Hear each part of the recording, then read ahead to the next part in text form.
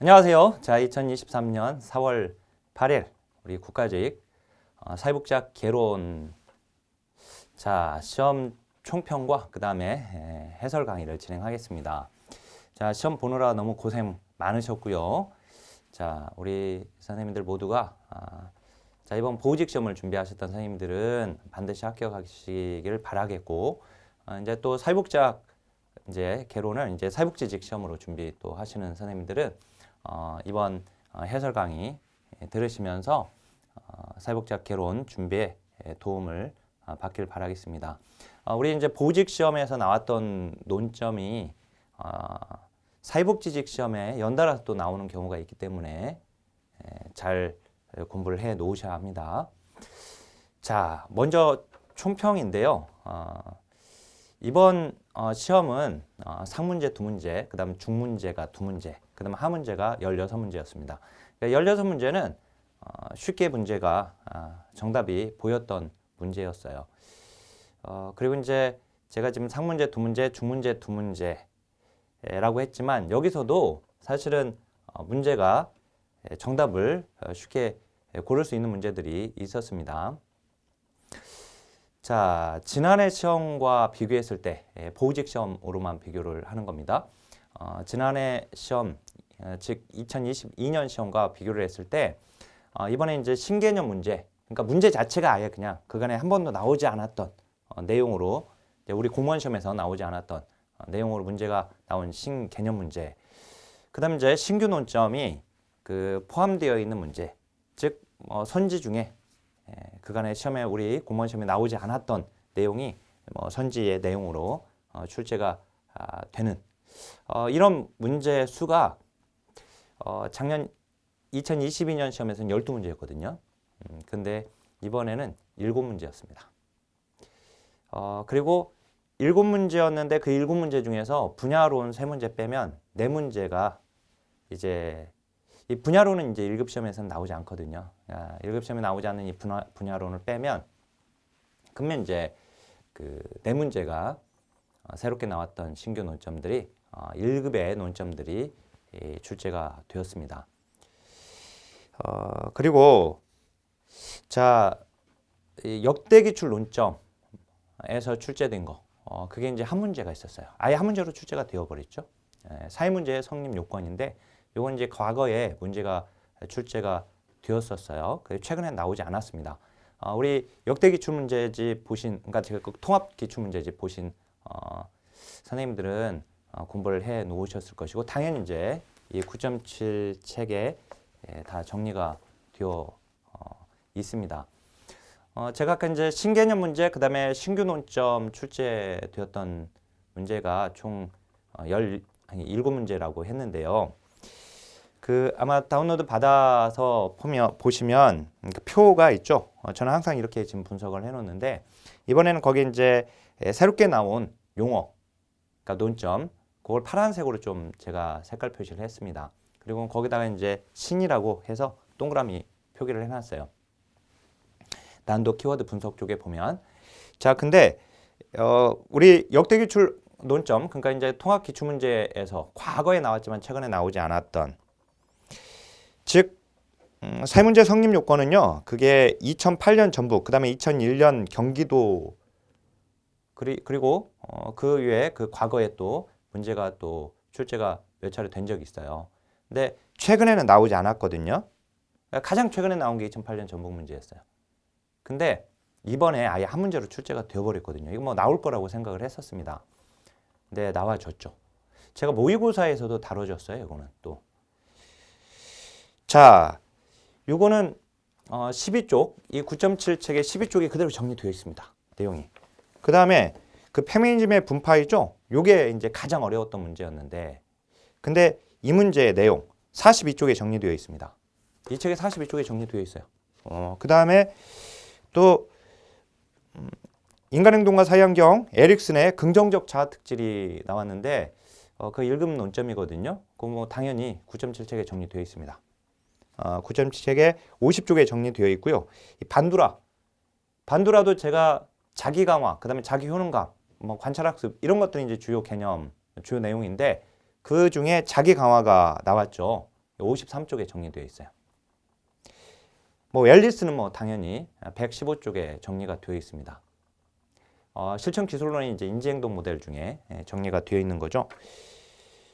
그 다음에 자 거기 실천 기술론에서 출제가 된 가족 복지 실천 모델의 계획 기법들이 출제가 되었는데 그 역할 연습 그간에 나오지 않았었거든요. 요거는 128쪽에 정리되어 있습니다.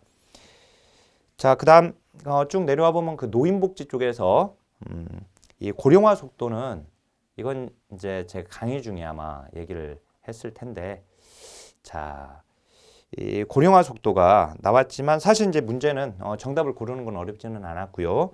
그다음에 장애인복지에서 사회적 모델이 나왔지만 이 사회적 모델도 나오기는 했는데 근데 이것도 정답을 고르는 데는 문제가 없었습니다. 그리고 이제 마지막으로 거의 정신건강 증진 및 정신질환자 복지 서비스 지원에 관한 법률이 이번에 또 나왔는데요. 270쪽에 보면 이번 시험에 나온 내용이 다 정리되어 있어요. 요약으로 딱 표를 만들어 놨는데 그죠? 거기서 그대로 나와버렸어요. 그래서 이건 뭐 나올 걸로 좀 예상을 했었는데 또 나와줬습니다. 자, 그래서 사실 이제 신개념 또는 신규 논점 출제된 내용들이 이 얇은 이 9.7책에 다 정리가 되어 있었다라고 하는 거. 자, 그러면 이제 내년 시험은 또 언제 어떻게 준비할 것인가? 혹시 이제 내년 시험을 준비해야 하시는 경우 보호직입니다. 지금 보호직을 얘기하는 거예요. 2022년 지금 필수 과목으로 된 후부터 문제가 그 전 필수 과목 이전에 그리고 이제 필수 과목으로 그러니까 선택 과목으로 돌아서기 그 이전에 필수 과목이었던 그때 다 포함해서 지금 문제가 굉장히 어려워졌거든요. 과거보다. 앞서 말씀드렸지만 이 보직 시험 그러니까 2022년 시험에서도 신규 논점이 출제된 게 12문제나 포함되어 있었고요. 그 다음에 이번 시험에 7문제나 포함이 되어 있다고 했잖아요. 그리고 또 하나는 이제 우리가 상중하로 구분을 했을 때 보통 이제 상문제가 한 문제에서 많아야 뭐 2문제, 중문제까지 포함했을 때도 이제 뭐 3문제, 많으면 4문제. 그래서 대부분이 나왔던 내용에서 그대로 나와줬거든요. 그런데 지난해에는 상문제, 중문제 다 포함해가지고요. 5문제였고요. 그 다음에 이번에는 4문제였습니다. 그러니까 과거보다 지금 어려워진 거죠. 거기다가 선지로도 신규 논점들이 막 들어가고 있으니까요. 결론적으로는 이제 우리 선생님들이 이 공부를 어떻게 할 것인가와 관련해서는 자, 제가 2024년 시험 대비 전략을 넣어놨습니다. 크게 2가지로 나누어서 해 놓았는데요. 일단 사회복지학 개론을 처음 준비하시는 분들은요. 그런 경우는 통합 이론 자습서로 제가 인문 기본편을 상세하게 강의를 한 게 있습니다. 얇은 책이지만 사실 거기가 이제 사회복지 일반론, 그 다음에 또 하나가 이제 거기 기초가 들어가 있거든요. 이번에 그 시험의 특징 중에 하나가 또 이 기초, 사회복지 기초, 인행사와 그 다음에 조사론에서 문제가 5문제나 출제가 되었다는 거. 인행사에 3문제나 출제가 되었거든요.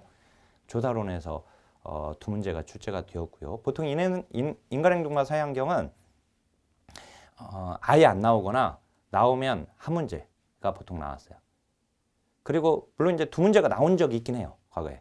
그렇지만 보통은 한 문제. 그렇지만 아예 안 나오거나. 그런데 이번에 아예 3문제나 출제가 되었거든요. 그래서 이 통합이론 자습서 1로 진행되는 것이 바로 인간행동과 사회환경, 사회복지 조사론까지를 다뤄요. 일반론과 그 다음에 기초. 기초에서 바로 인행사, 조사론까지 다루거든요. 그래서 아주 상세하게 강의가 진행이 되는데 이게 사실은 공무원 사회복지학 개론에서 인행사와 조사론을 공부하는 것이 난감해요.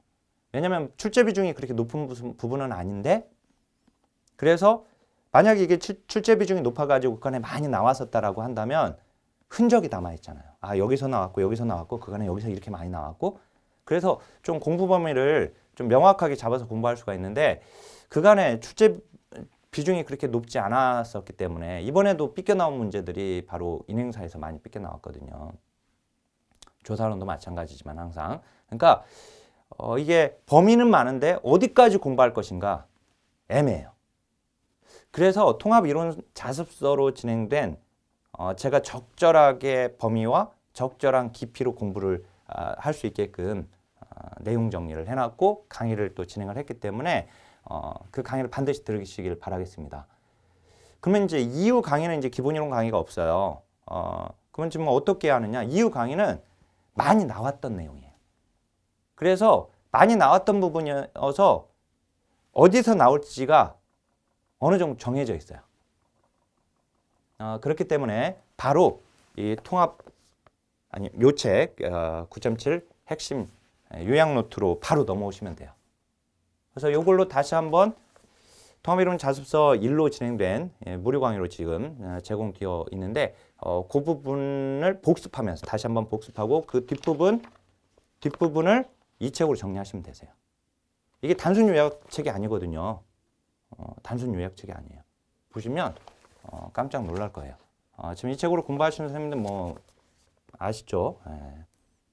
한번 봐보세요.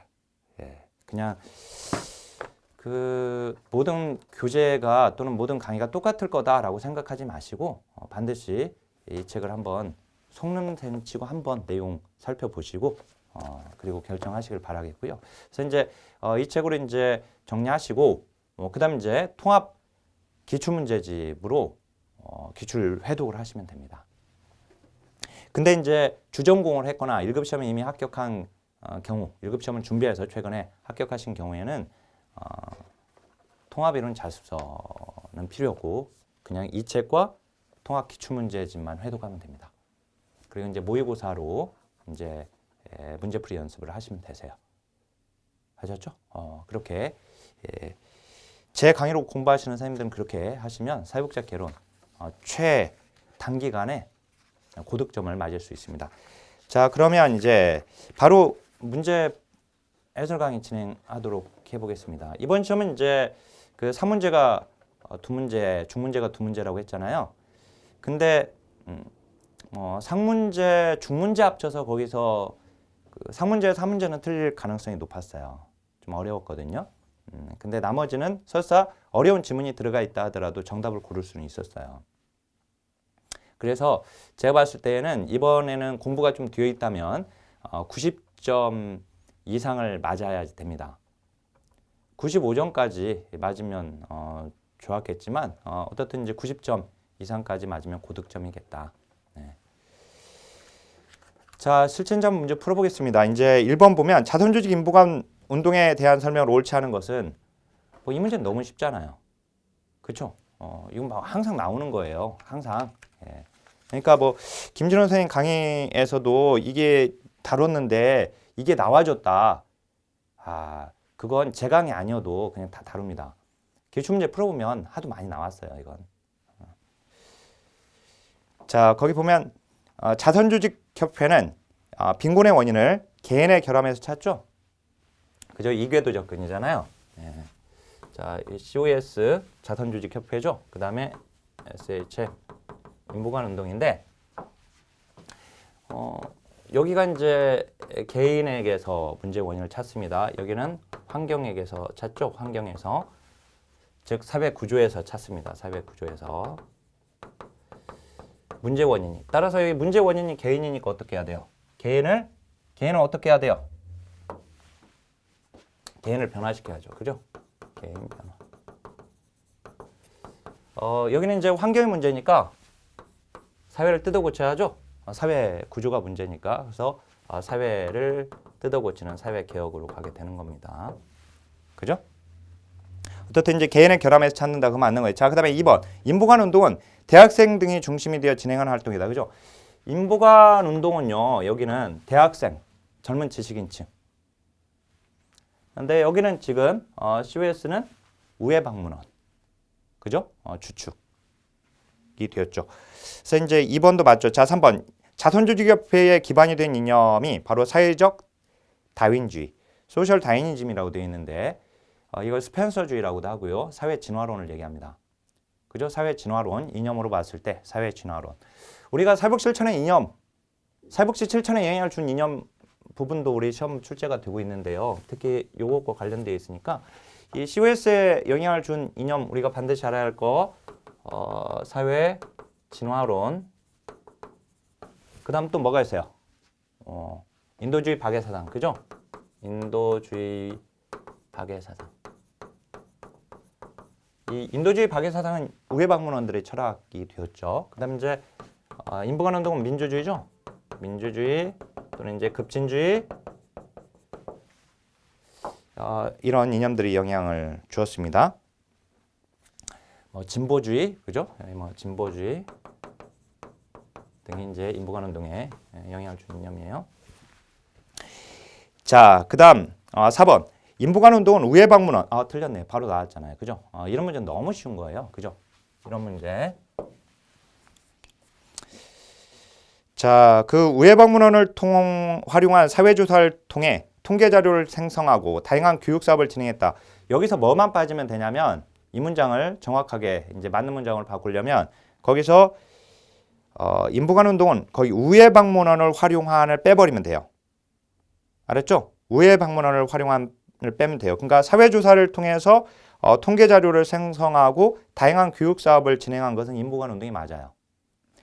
제가 지금 사실 이거 지금은 이제 제가 공개하지 않아서 그러는데 이미 분석을 이렇게 상세하게 다 해 놓았어요. 근데 제가 그냥 해설로 진행할 거니까 예전에는 열심히 이걸 뭐 이렇게 모객용으로 해야 한다, 뿌려야 한다, 알려야 하니까 이렇게 막 얘기들 많이 해서 했었는데 지금은 그렇게 하지 않으니까요. 이게 뭐 너무 막 이렇게 돌아다니는 것도 원치 않고 해서 제가 자세하게 좀 설명을 해드리겠습니다. 그거 보면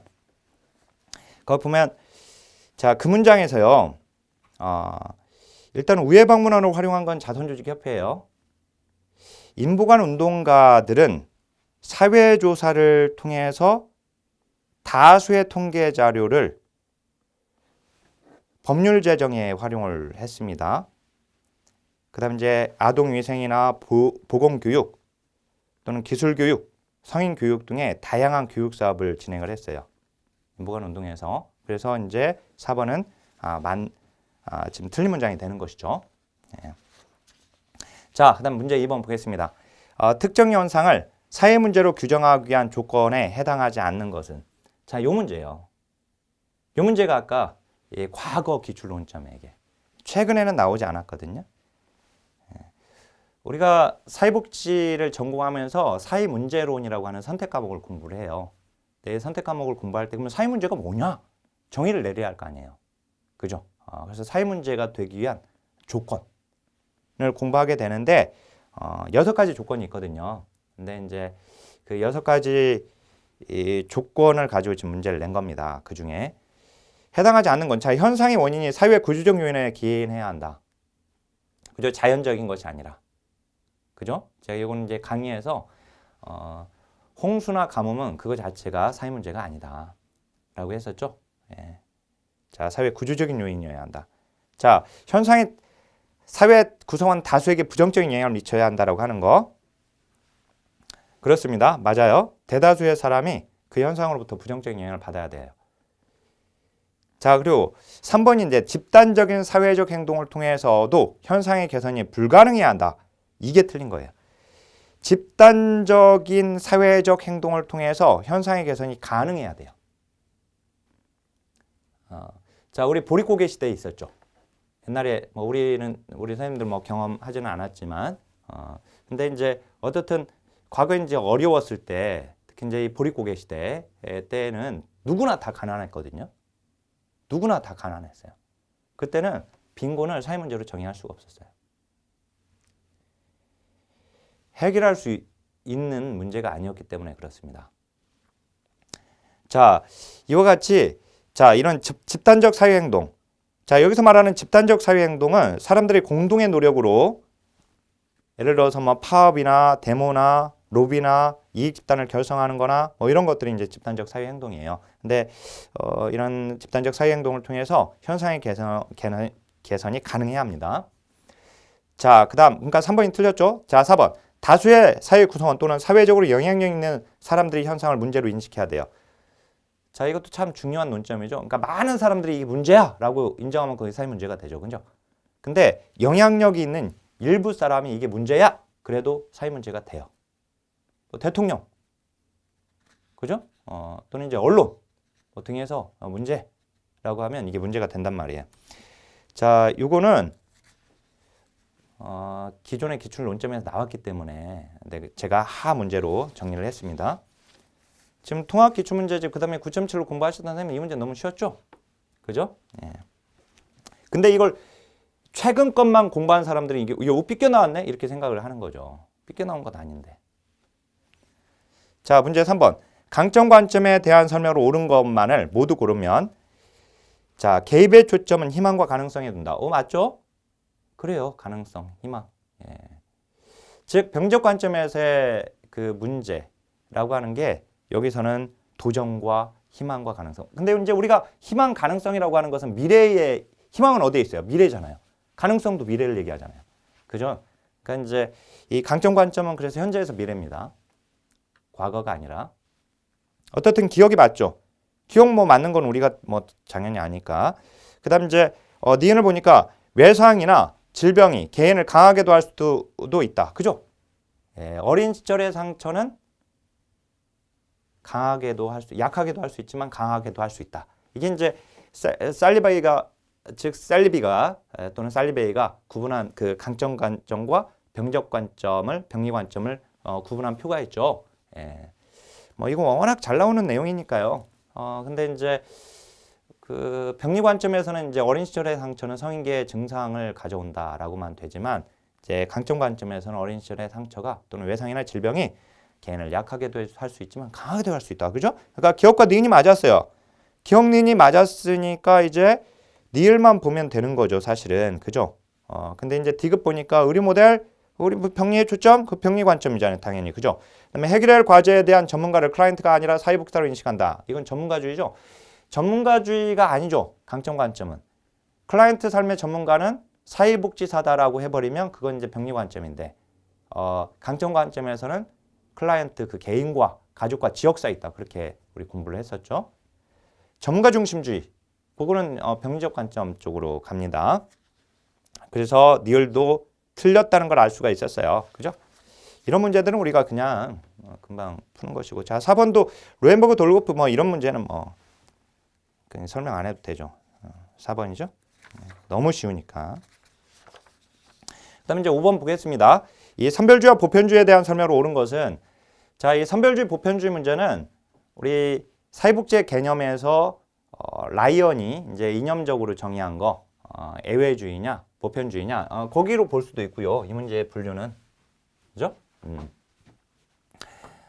거기서는 이제 이 애외주의 대 보편주의 요렇게 분류를 하죠. 이 애외주의가 뭡니까? 이게 선별주의죠? 이게 선별주의.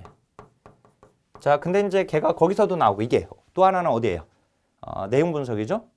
우리 길버트와 테렐의 정책 내용 분석에서 거기서 나오죠. 거기서 그 급여 자격에서 이분법적으로 구분했을 때 보편주의냐 선별주의냐 이렇게 나눕니다. 자, 우리 잘 알다시피 보편주의는 제도적 복지죠. 제도적 복지입니다. 얘가.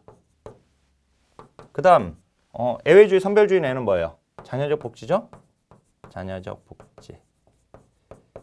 자, 이렇게 딱 연결이 돼줘야 돼요. 예. 자, 근데 거기 1번. 이제 보편주의는 수혜자에게 스티그마를 남깁니까? 스티그마를 남기는 건 이제 선별주의죠. 그죠? 자, 그다음에 보편주의 복지는 선별주의 복지보다 제도의 지속성이 떨어진다. 보편주의가 제도의 지속성이 더 있습니다. 선별주의가 이제 제도의 지속성이 떨어지죠. 선별주의는 자, 여기 지금 자녀적 복지 쪽에 해당이 됩니다. 우리 자녀적 복지는 보충적 복지라고도 하는데 여기는 일시적으로 개입한 것이죠. 그죠? 그래서 이제 예를 들어서 경제적인 문제가 해결돼 가지고 빈곤 문제가 해결된다라면 이제 개입이 중단. 가족이나 경제가 회복되면 개입이 중단되는 거예요. 그죠? 예. 자, 그래서 선별주의 복지가 가족이나 시장 기능이 회복되면 개입이 중단되는 반면에 보편주의 복지는 예방과 재활을 강조해요. 특히 예방하겠다는 거잖아요. 여기는 그죠? 사전 예방. 얘는 사후 치료죠. 그러니까 예방하려면 어떻게 해야 돼요? 제도를 영구적으로 운영할 수밖에 없는 거예요. 그죠? 그렇게 이해를 해도 됩니다. 자, 그 3번 우리나라에 장애수당과 장애연금. 장애수당은 장애인복지법에 있거든요. 규정되어 있는 거. 장애인연금은 장애인연금법이 있죠. 장애인연금법은 5대 공공부조법 중에 하나이죠. 그죠? 국민기초생활보장법, 그 다음에 의료급여법, 긴급복지지원법, 기초연금법, 장애인연금법 이렇게 5대 공공부조법의 하나잖아요. 얘가.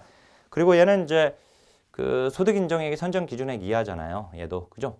그러니까 이 소득인정액의 소득평가액, 그 다음에 재산의 소득 환산액인데 소득 자산조사가 들어가 있거든요. 그래서 장애인연금은 뭐 당연히 선별주의인 걸 알 수 있고, 그 다음에 장애수당도 선별주의입니다. 요거. 장애수당은요.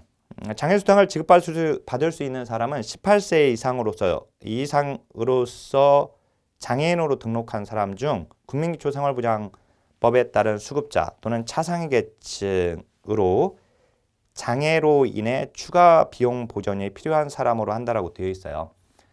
그러니까 이게 선별주의구나라고 하는 걸 알 수가 있죠. 그죠? 자, 3번이 맞습니다. 자, 4번. 보편주의는 선별주의에 비해서 사회적 효과성과 비용 효과성 중에서 우리 보편주의는 얘는 뭡니까? 얘는 사회적 효과성이죠. 사회적 효과성 아주 이거 뭐 중요하게 강의에서 다뤄졌던 거예요. 자, 보편주의, 선별주의 모두 다 효과성을 고려하는데 선별주의는 비용 효과성이죠. 얘는 비용 효과성. 얘는 이제 사회적 효과성. 비용 효과성은 욕구는 많은데 그 욕구를 해결할 수 있는 욕구를 해결할 수 있는 그 자원을 구매할 수 있는 능력이 떨어지는 사람들에게 얼마나 집중적으로 재원화 서비스가 할당되는가의 여부예요. 그러려면 골라서 줘야 돼요. 근데 사회적 효과성은 그 사회 구성원으로서 그 사람이 모든 사람이 그 구성원으로서의 적절한 대우를 받느냐를 얘기해요. 그러니까 모두를 대상으로 삼는 보편주의로 가는 거야. 알았죠? 이건 뭐 너무 그냥 중요한 내용이에요. 그래서 자, 이것도 정답을 고르는데 전혀 문제 없었습니다. 자, 그다음에 6번 보겠습니다. 사회복지 나는 어려운데. 그건 공부가 안 돼 있어서 그러는 것이고. 공부가 안 돼 있으니까 어려운 거예요. 공부가. 지금 공부가 돼 있으면 이게 어려운 게 아니에요, 지금. 자, 워낙 잘 나오는 내용인데 이걸 틀렸다는 것은 기초론점조차도 공부가 안 돼 있다는 것이니까요. 자, 6번 보겠습니다.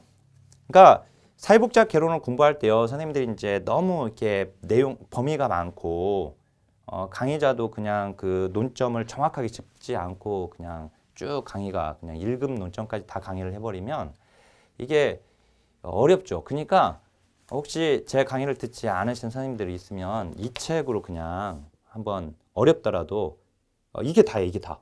여기에 시험에 그간에 나온 게 다 정리되어 있어요. 다. 이 얇은 책에. 이 강의에. 그러니까 한번 그냥 싹 들어버리세요. 그리고 그 다음에 더 다른 강의를 들을지는 그때 한번 판단을 해보세요. 우리 공무원 시험은 이제 공부할 내용들이 많으니까. 아셨죠? 예. 자, 6번 보겠습니다. 사회복지와 복지국가에 대한 주요 학자의 견해로 옳은 것은 자, 로마니 시인 사회복지의 개념 변화를 얘기했죠. 이것도 뭐 잘 나오는 내용입니다. 근데 공공 지원에서 민간 지원으로가 아니라 민간 지원에서 공공 지원으로 바뀌었죠. 근데 또 이것도 이제 헷갈리긴 했어요. 거기 보면 공공 지원에서 민간과 공공의 혼합 지원. 거기 민간과 공공의 혼합 지원 밑줄 그어 보세요. 그게 뭡니까? 복지다원주의죠. 물론 이제 복지국가 유기계 복지다원주의로 온 건 맞지만 로마니 씨는 그렇게 얘기하지 않았어요. 알았죠? 예. 자, 민간 지원에서 공공 지원으로의 변화로 말을 한 거죠. 자, 따라서 1번 옳지 않고요. 이건 뭐 늘 나오는 논점이에요, 이것도. 자, 기든스 제3의 길.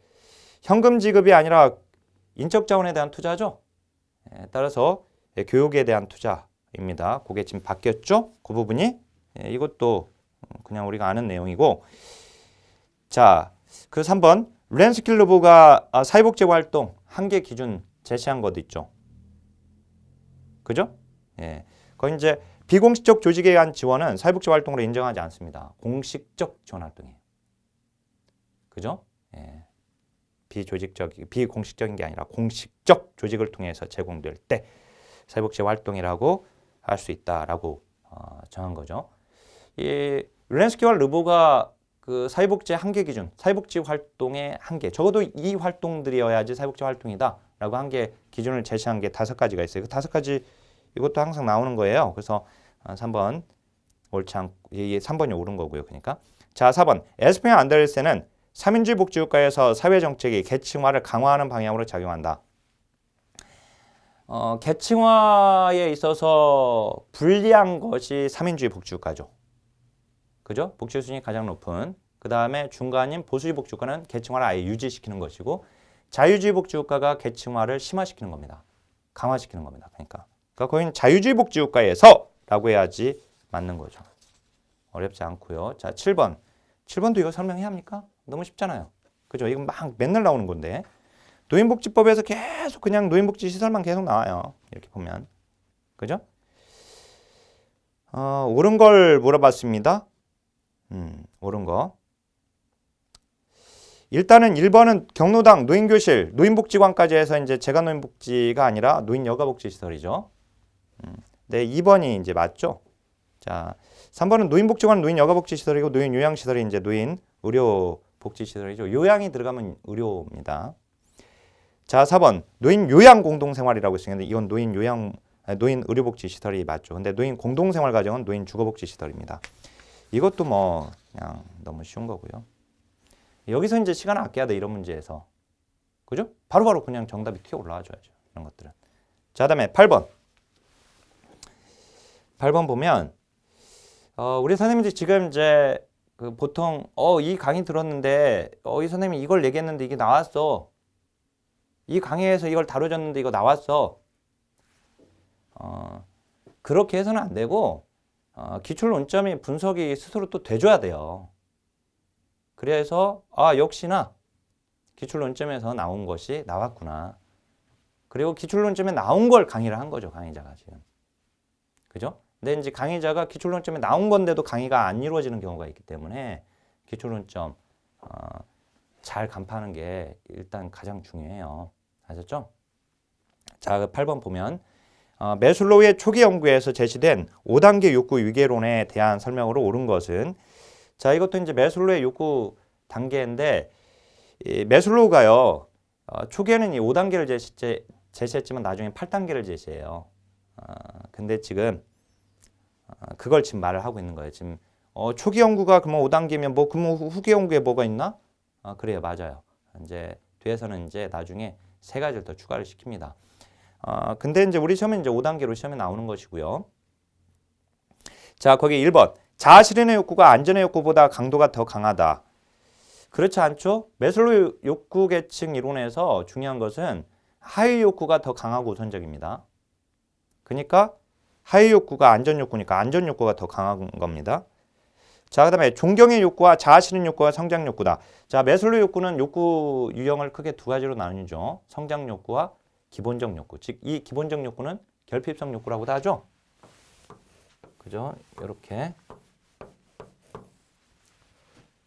여기가 성장 욕구고요. 여기가 결핍성 욕구라고도 하고 여기를 기본적 욕구라고도 합니다. 이 아래 4가지는 모두 다 생리적, 그다음에 안전, 소속감과 애정의 욕구, 또는 이걸 사회적 욕구라고도 하고요. 그죠? 이게 이제 자존감의 욕구, 존경의 욕구, 그다음에 자아 실현의 욕구인데 성장 욕구는 하나밖에 없어요. 자아 실현 욕구. 그죠?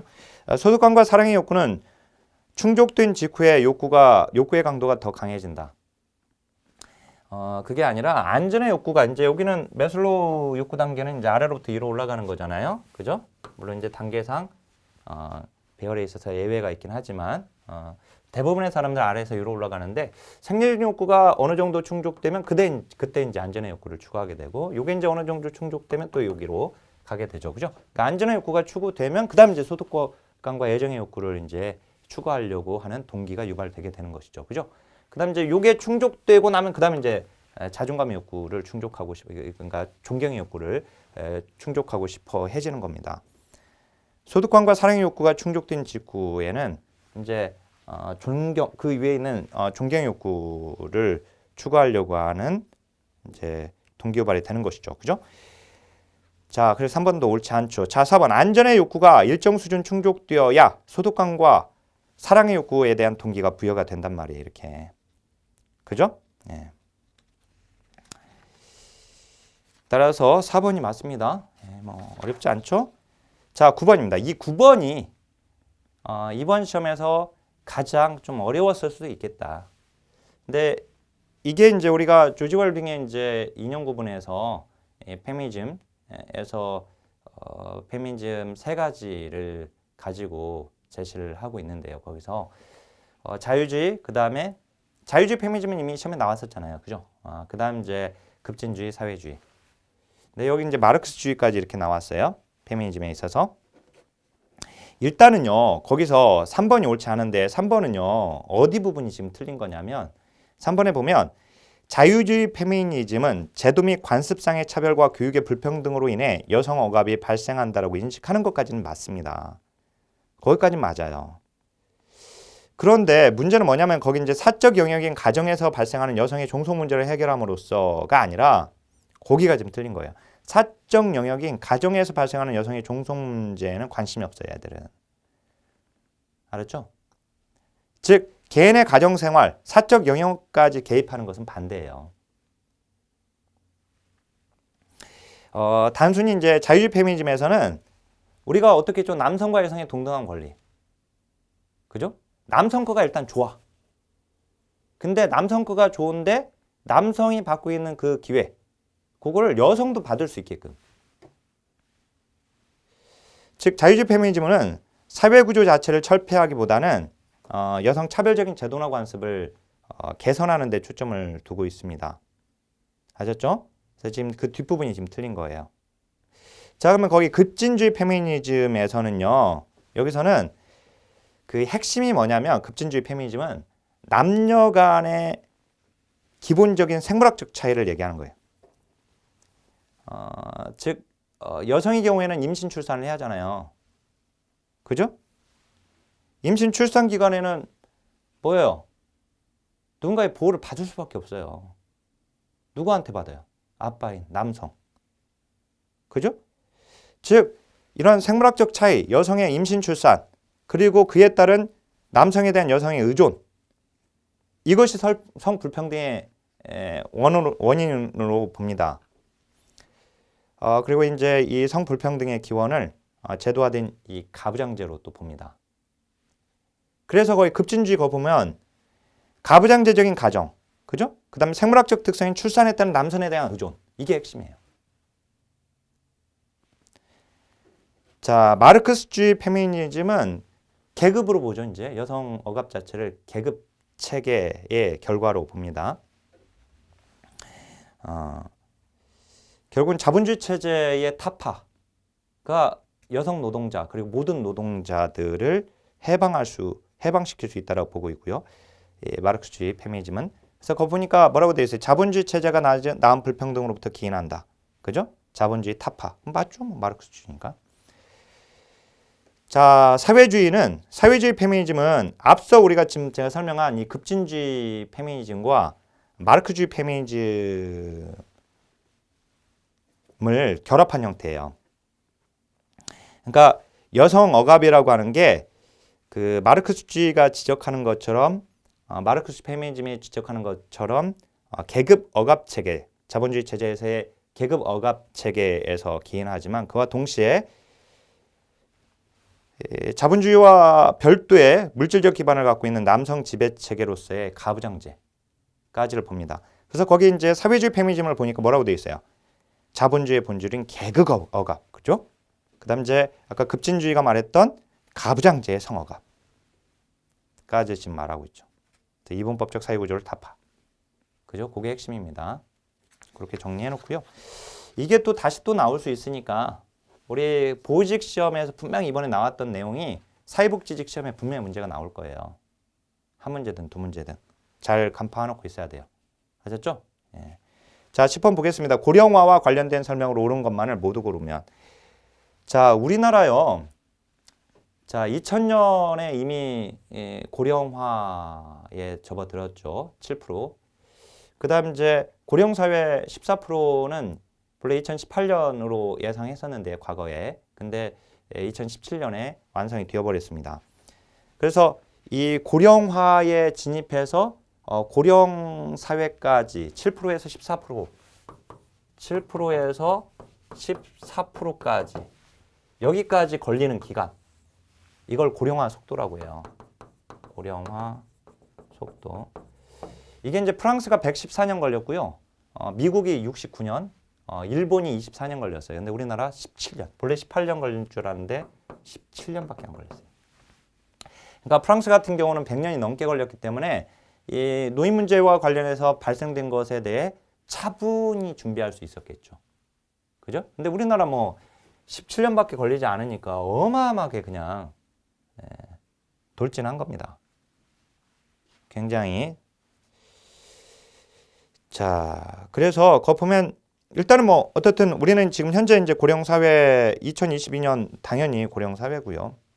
그다음에 이제 노령화 지수는 생산 가능 인구는 고려하지 않죠. 그죠? 연소 인구 대비 노년 인구를 얘기하는 거니까. 그죠? 그다음에 이제 우리나라 고령화 속도 서구보다 빠르지만 일본보다 느리다가 아니라 우리나라가 이제 전 세계에서 가장 빠르고요. 그다음에 그러니까 기업과 니은이 맞잖아요, 지금. 기업과 니은이 맞는 거 우리가 알거든요. 그죠? 맞아, 알아요, 그거는. 그죠? 자, 그러면 이제 기업 니은 들어가 있는 것이 1번 아니면 5번이잖아요. 그러니까 이제 니을이 들어가느냐 안 들어가느냐의 문제예요. 자, OECD 회원국 가운데 우리나라 노인 빈곤율이 높은 이유 중에 하나가 경제활동 참가율이 다른 나라보다 낮기 때문일까요? 아닙니다. 우리나라 노인은 OECD 회원국 가운데 경제활동 참여율도 1위고요. 빈곤율도 1위예요. 둘 다 1등이에요. 아셨죠? 자, 우리나라 그 노인 경제활동 참여 비율은 2020년 기준으로 봤을 때 35%, 35.3%이고요. OECD 평균 15%의 2배입니다.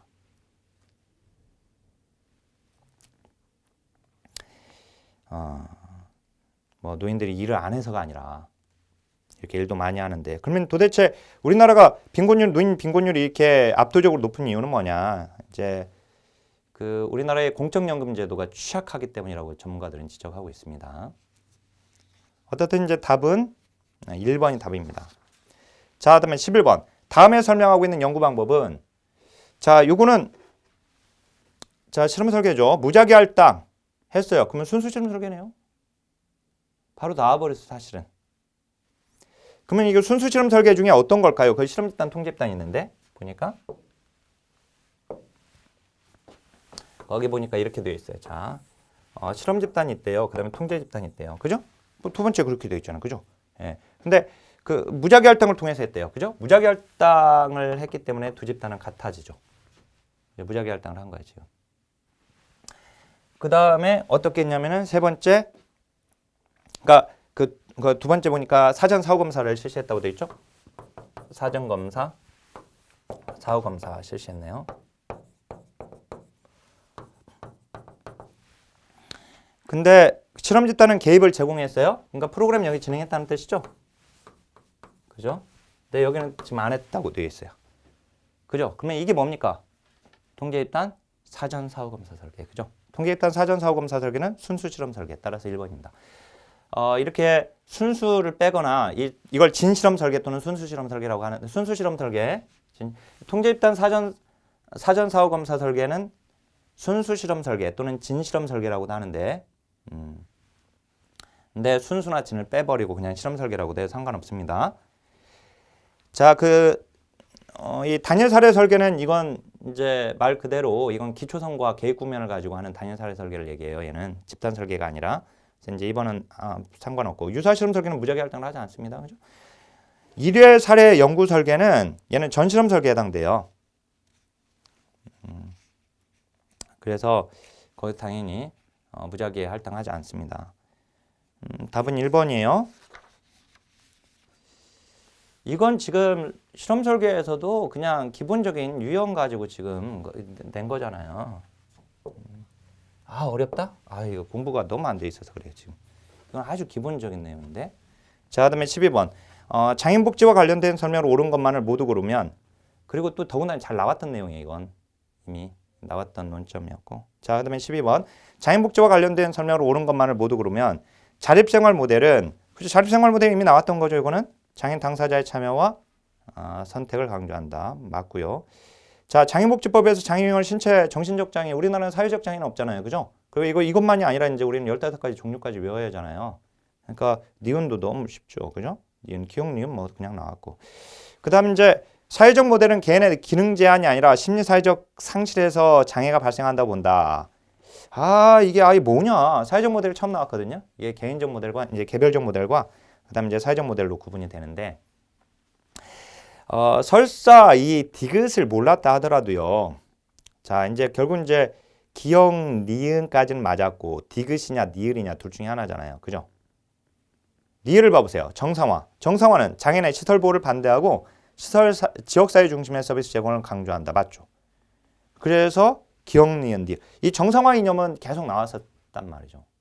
정상화가 뭐였어요? 특별한 장애나 욕구를 지니고 있다고 하더라도 어디 지역사회에서 격리된 어제 시설에서 보호하는 게 아니라 재가 상태에서 보호하자! 였잖아요. 따라서 기역, 니은, 니을 정답을 고르는 데는 어려움이 없었어요. 근데 자, 이 개별적 모델은 개인의 디귿의 이제 문장을 좀 우리가 좀 정확하게 알아야 하니까 제가 설명해 드리면 이런 겁니다. 자, 거기서 디귿은요. 개인의 기능 제한과 오히려 기능 제한과 심리적 상실이 장애 문제를 일으킨다라고 보는 것이 개별적 모델이에요. 알았죠? 사회적 모델은 장애를 사회적 문제로 봅니다. 아까 개별적 모델에서는 장애를 개인의 기능적 제한 그리고 심리적 상실로 봤잖아요. 그죠? 상실, 개인의 기능적 제한, 심리적 상실에서 기인한다라고 봤는데 사회적 모델은 그게 아니라 개인의 기능적 제한 및 심리적 상실로부터 그러한 개인에게 제약을 부과하는 사회적 환경에 초점을 두고 있는 겁니다. 뭐가? 사회적 모델이. 알았죠? 그러니까 만약에 그 디귿을 맞는 문장으로 할 거면 개별적 모델은 개인의 기능적 제한과 심리적 상실에서 장애가 발생한다고 본다. 그렇게 했으면 맞았죠. 어쨌든 이것도 정답을 고르는 데는 어려움 없었고. 자, 13번은 그냥 골라왔겠죠. 이건 뭐 그냥 나오는 거잖아, 이거. 관계론이잖아요, 관계론. 이거는 고유한 존재로서 대우받고 싶다. 클라이언트의 특성을 인정한다. 개별화죠, 그거는. 나번 인정받고 싶다. 있는 그대로 받아야 된다. 수용이네요. 자신의 감정을 자유롭게 표현하고 싶다. 부정적 감정이라도 표현하게끔 한다. 의도적 감정의 표현이네요. 그죠? 자, 그 다음에 자신이 표현한 감정에 대해 반응과 공감적 이해. 의도적이고 적절한 반응. 민감하게. 그죠? 통제진 정서적 관여입니다. 13번은 설명 안 해도 되겠고. 그 다음에 이제 14번. 면접에 활용하는 상당 기술에 대한 설명으로 옳은 것은 자, 여기서도요. 정답은 쉽게 고르죠. 거의 직면은 너무 쉽잖아요. 그리고 클라이언트가 지닌 생각이나 행동의 모순을 이해하도록 돕는 기술이다. 그죠? 행동이나 말에 불일치가 있을 때 그 모순을 지적하는 거죠. 제가 단일성 기법이라고 했었는데 정신역동 모델의 계획 기법으로 실천 기술론에 들어가기도 하지만 얘는 이제 뭐 면적 기술로 이거 자체로 알고 있으라고 했었습니다. 그래서 2번의 직면이 너무 쉬워서 그냥 바로 나오잖아요. 무슨 보이네? 2번 답이 나와요. 그냥 이거는 뭐 바꿔 말하기는 한 주제를 마무리하고 다른 주제로 이동하는 것을 용이하게 하는 게 또 참 이게 참 대단한 게 우리 선생님들 현재 1급 문제 기출 다 분석한 했잖아요. 제가 그죠? 이번 시험이 있었습니다.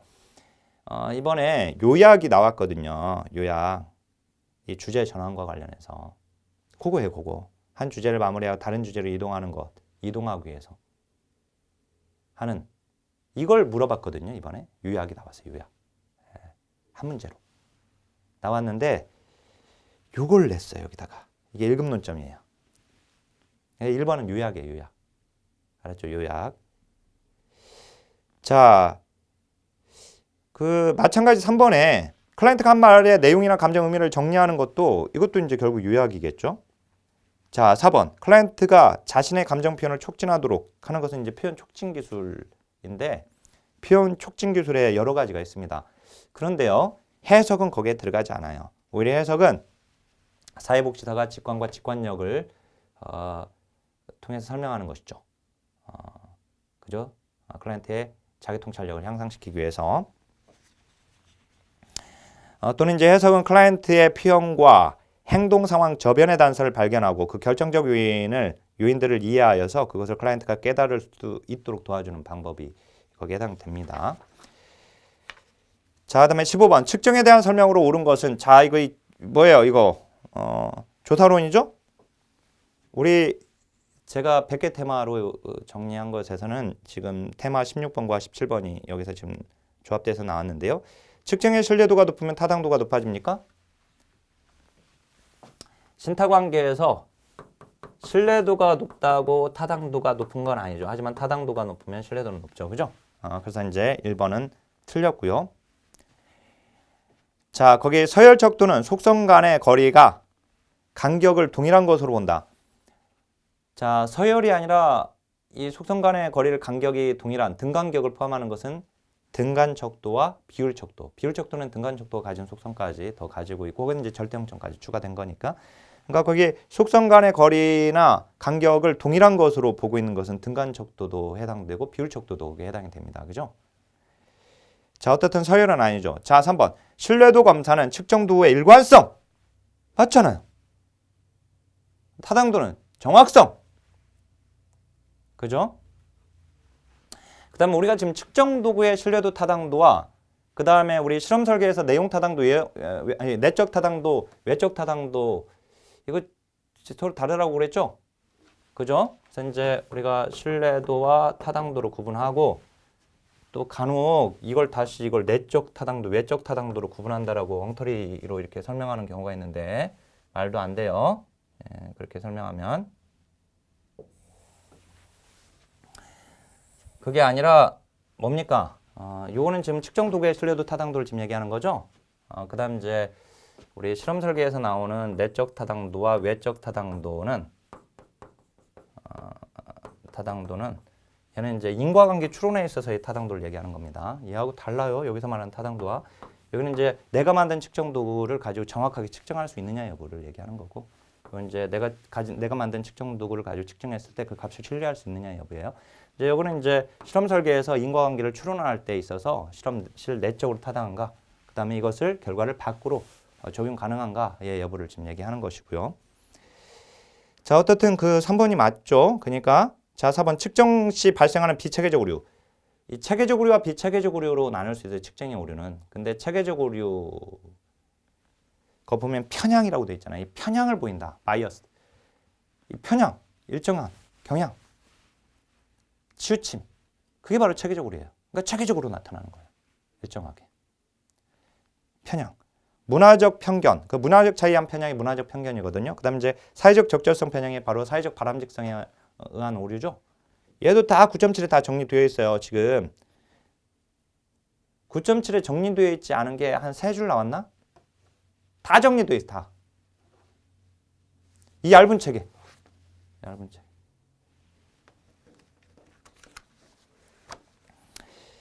자, 사실 이제 사회복지학 개론은 시간이 없으신 분들은 그냥 요거하고 통합기출 문제 돌려도 고득점 나와요.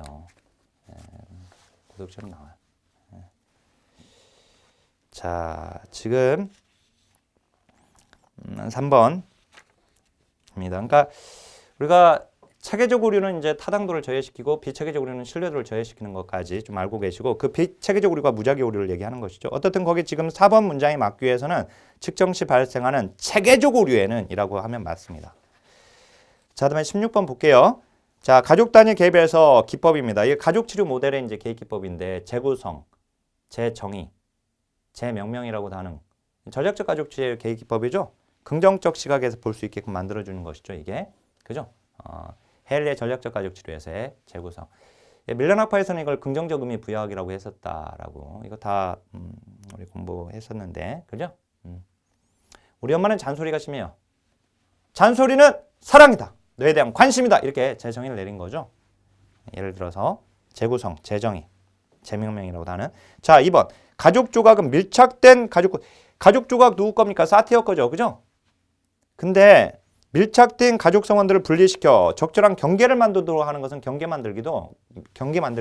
미누친의 구조적 가족 치료의 경계 만들기에 해당됩니다. 그래서 2번은 옳지 않은 걸 알 수 있고 역설적 지시는 문제가 된다고 판단되는 행동을 오히려 유지하거나 강화하도록 하는 거. 이중구속적인 메시지. 이걸 이제 치료적 이중구속이라고 했었죠. 역설적 지시는 인지행동 모델의 개입 기법이면서 전략적 가족 치료의 개입 기법이고요.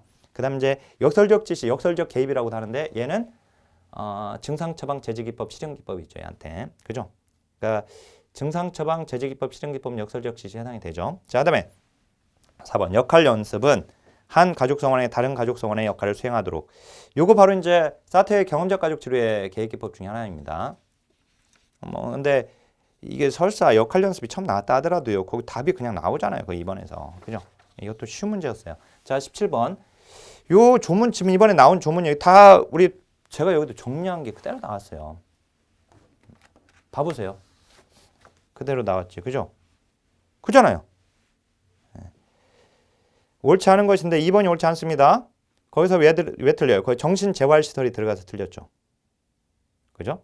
네, 정신의료기관에 포함되는 게 아닙니다. 정신재활시설은. 그리고 이제 한 가지 좀 짚어드리면 거기 17번에 3번에 정신건강 전문요원에 정신건강 작업치료사가 추가됐잖아요. 최근 개정에. 네, 그 개정된 사항을 가지고 지금 문제를 출제를 해주고 있는 거 볼 수 있습니다. 그러니까 정신건강 작업치료사의 업무 있잖아요. 그것도 좀 알고 있어 보세요. 예, 사회복지직 준비하시는 선생님들. 자, 다음에 18번. 자, 요거 지금 인행사 문제인데요. 요거 1급 논점이거든요. 그대로. 거기 6세에서 12세. 여기 초등학교식입니다. 아동기예요. 아동기를 지금 물어봤는데요. 그 제1의 성장급 등기는 영유아기예요. 0세에서 2세. 제2의 성장급 등기가 청소년기거든요. 13세에서 18세까지. 지금 이거 그대로 1급 논점이 나와졌는데 그래서 이제 1번 일단 틀렸고요. 2번 피아제. 피아제는 감정구형이잖아요. 근데 감각운동기는 영유아기 0세 1세. 그다음 이제 전주잡기가 학령 전기예요. 3세에서 6세. 그다음 이제 7세에서 12세 아동기입니다.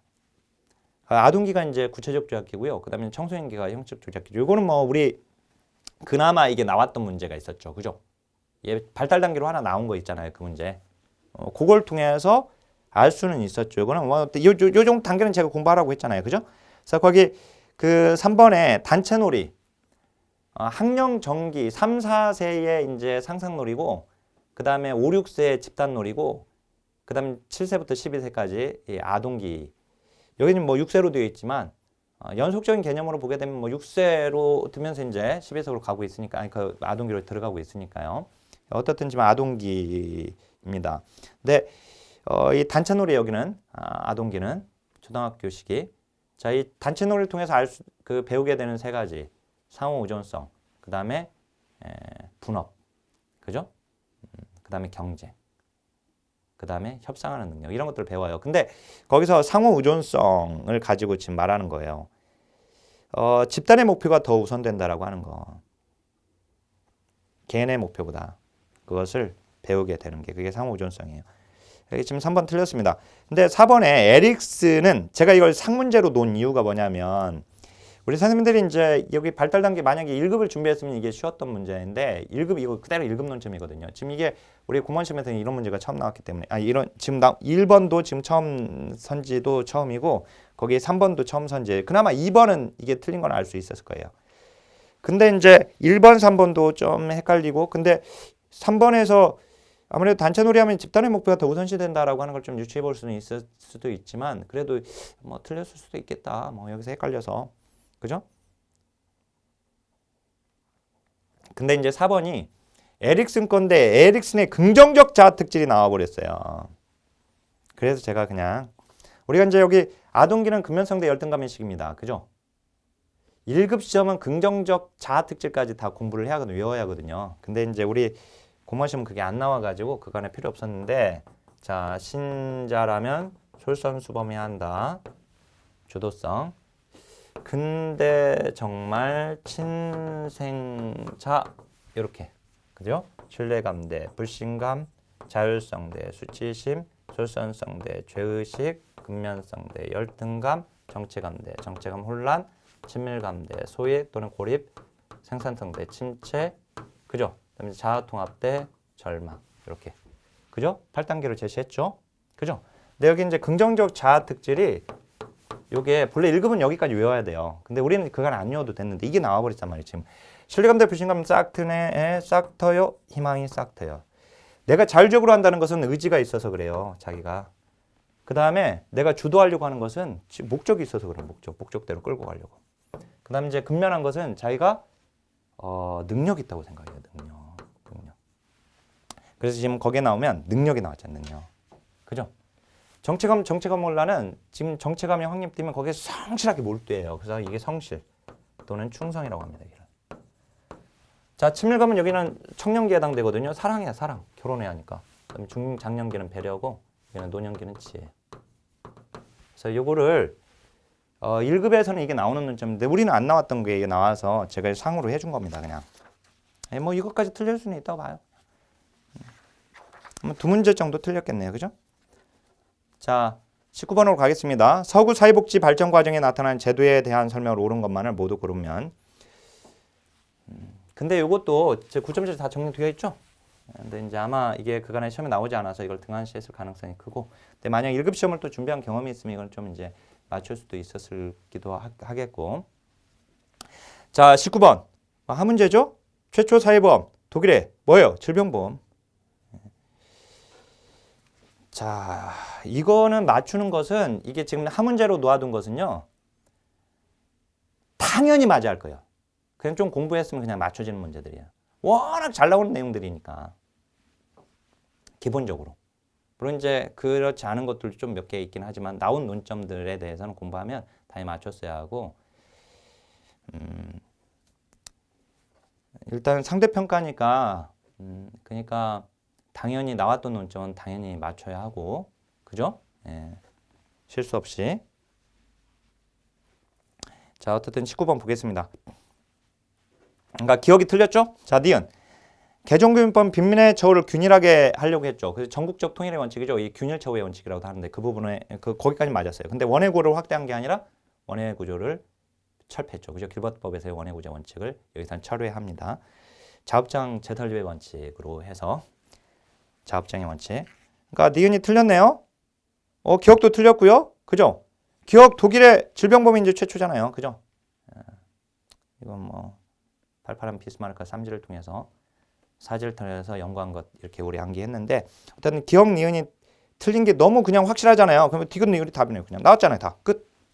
근데 이제 그 뒤 보니까 스페인법 부족분 보충 임금 부족분 그 다음에 최저생활보장제도 맞죠? 나치불법 작업장법. 사실 이제 거기 기억 니은에서 끝나서 사실 더 안 봐도 돼요. 그냥 넘겼어야 돼요. 이건 확실하잖아요. 그게 그죠? 나치불법은 작업장법이죠. 노동을 강제했다라고 하는 거. 그나마 좀 좋은 취지로 보게 되면은 기술을 가르쳐서 소득 창출의 기회를 제공했다라고 하는 것인데요. 그죠? 그래서 이제 오늘날의 빈민 직업보도 프로그램의 효시다라고 이렇게 긍정적으로 좀 평가 내릴 수 있는 부분도 있다라고 하는 건데. 자, 20번 다시인 행사예요. 그죠? 인행선 문제가 이번에. 자, 반도라 인증 요인을 강조했다라고 하는 것은 이미 알고 있죠. 우리 상호 결정 모델, 아니 상호 결정론인 것이 이미 과거 기출문제에서 출제가 되었었잖아요. 그죠? 전통주의, 행동주의 이론, 스키너의 또는 행동주의 이론에 인지를 추가시켰다라고 했었죠. 그죠? 이 자극과 반응에서 자극이 뭐예요? 환경적 자극이에요. 그래서 이게 환경이에요. 반응이 행동이죠. 그죠? 스키너는 이렇게 본 거예요. 그래서 자극이 행동을 결정한다. 환경 결정론이 되는 거예요. 그래서 스키너는 환경 결정론. 근데 이제 반도라는 어떻게 봅니까? 반도라는 여기에다 인지를 추가시켰죠. 그죠? 개인. 퍼슨, 사람. 인지, 사람 뭐가 가능해? 생각이 가능하잖아요. 그죠? 인지가. 그죠? 그래서 이렇게 인지와 환경과 행동의 상호작용에서 행동이 만들어진다. 그래서 반도라는 상호결정론. 이건 이미 나왔던 논점이잖아요. 이건. 그죠? 그러니까 인지가 추가됐다라고 하는 걸 우리가 이미 알고 있어요. 그죠? 근데 이제 여기서 주요 개념에 자기 강화가 있느냐 없느냐의 문제죠. 자기 강화 들어있죠. 그죠? 본래 강화는 스키너의 이제 강화인데, 근데 반도라의 자기 강화는 이 안에 칭찬도 들어가 있고 벌도 들어가 있다는 게 이제 차이점이죠. 그죠? 이제 그 스스로 처벌 내리고 스스로 상을 주고 보상하고 이게 이제 자기 강화죠.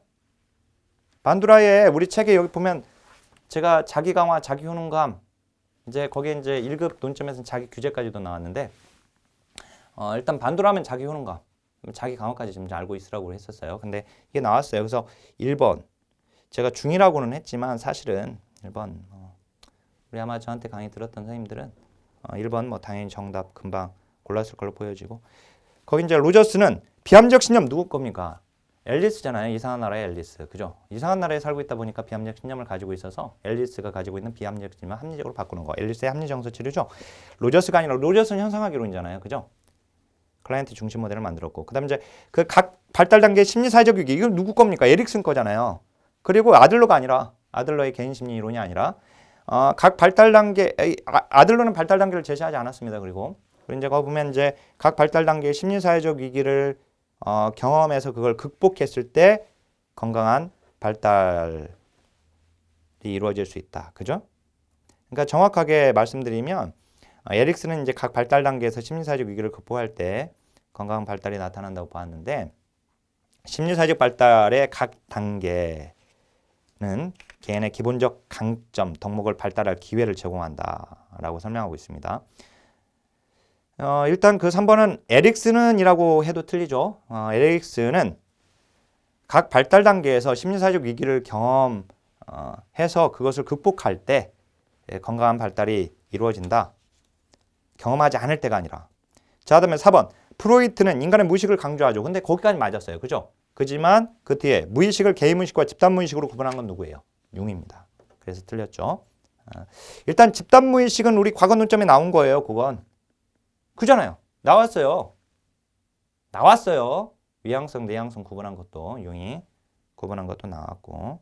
그죠? 그래서 3번은 심리사회적 위기 에릭슨 거 알 수 있고 로저스 비합리적 신념도 앨리스 충분히 알았을 걸로 보여져서 사실 답은 그냥 1번이 그냥 골라졌다고 볼 수 있어요. 이것도 중으로 보기가 좀 애매합니다. 그냥 하로 볼 수 있는 문제예요. 그래서 제가 봤을 때는 중문제는 뭐 다 맞출 수 있을 걸로 보여지고 상문제 두 문제 중에서 둘 다 틀렸거나 그렇지 않으면 그 중에 하나만 틀렸거나 둘 다 맞아버렸거나 이런 경우가 있을 수 있겠다. 그러면 그건 고득점이다. 자, 여기까지 설명해 드리겠습니다. 일단 이제 우리 선생님들 뭐 보직 시험 보신 선생님들은 어떻든 다른 과목에서 점수 잘 나와서 사회복지학 개론도 점수가 잘 나왔기를 바라겠고 좋은 결과 있기를 바라겠고요. 이제 사회복지직을 준비하시는 선생님들 이 보직 문제 제가 지금 상세하게 좀 설명을 해드렸으니까 이 설명한 내용 가지고 철저하게 잘 공부를 해놓고 다시 한번 9.7 그 다음에 우리 그 모의고사 12회분 있잖아요. 상당수 나왔잖아요. 지금 대부분 나왔죠? 대부분 나왔어요. 그 문제 풀어보신 분 아시겠지만 모의고사 철저하게 공부해 놓으시고요. 아셨죠? 그리고 이제 기출문제 돌리고 요거 계속해서 반복해서 보시면서 마무리 지으시길 바라겠습니다. 자, 혹시 제가 뭐 올해 기출 1급 논점, 그 다음에 이번에 나왔던 이 보직 문제를 통해서 혹시라도 모의고사 1회분이든 뭐든 뭔가 강의가 혹시라도 이루어지면 제 카페에다가 소식을 전할 거니까, 아직 이제 사회복지직 좀 시험이 좀 남아 있으니까요. 법률 개정 특강까지 지금 다 진행한 상황인데 혹시라도 있으면 거기서 전달할 거니까 카페에서 혹시 질문한 내용들은 카페 오셔서 질문하시고요. 그 다음에 또 뭐 궁금한 내용 거기서 이제 제가 좀 도움될 수 있는 자료가 혹시 있거나 그러면 거기서 다시 안내해 드리도록 하겠습니다. 자, 주어진 여건에서 늘 감사함으로 선생님들 정말 선생님들에게 주어진 삶의 무게가 있을 텐데 그 삶의 무게를 잘 뚫어냈으면 좋겠어요. 적어도 지금 소통하시는 분들 계시는데 제가 좀 오랜 기간 준비하신 선생님들 자, 어떻든 어떤 말이 필요하겠습니까? 각자가 정말 최선을 다해서 남은 기간 최선을 다해서 한번 준비하셔서 이번에는 꼭 합격 소식을 좀 들었으면 좋겠어요, 우리 선생님들. 예. 오랫동안 또 공부하신 선생님들은. 예. 자, 그러면 선생님들의 합격을 응원하면서 강의를 마치겠습니다. 자, 하나, 둘, 셋.